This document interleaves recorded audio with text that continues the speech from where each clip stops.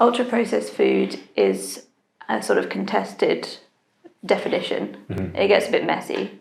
So if you've got grain, for example, so you've got wheat, that would be an unprocessed food. Flour, it's been processed. And then when you put that into a cookie and you add things like sugar, fat, emulsifiers, all these ingredients that don't really sound like food, that's when we start to think a bit about it as being ultra-processed. And there's different sort of categorization systems, but I think there's still a bit of sort of contestation in the scientific community around how we actually apply that and how that makes sense in terms of advice to people, and whether it is linked to BMI.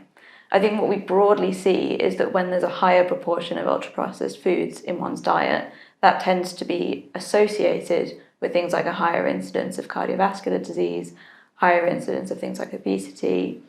And the ultra-processed foods, we know, interact with our sort of brain chemistry, I suppose, where we've evolved to live in a sort of food scarce settings. We've evolved to seek out sugar and salt and fat so we can get the nutrition that we need. So those things are delicious and lovely for us to eat. Now we're presented with an abundance of those things, and it's sort of messed up that system because it now means that we sort of overconsume them. And that's what Henry Dimbleby talked about in the National Food Strategy as being the junk food cycle, and this sort of negative feedback loop. And the fact that these products that are more ultra-processed tend to be very profitable for companies to create.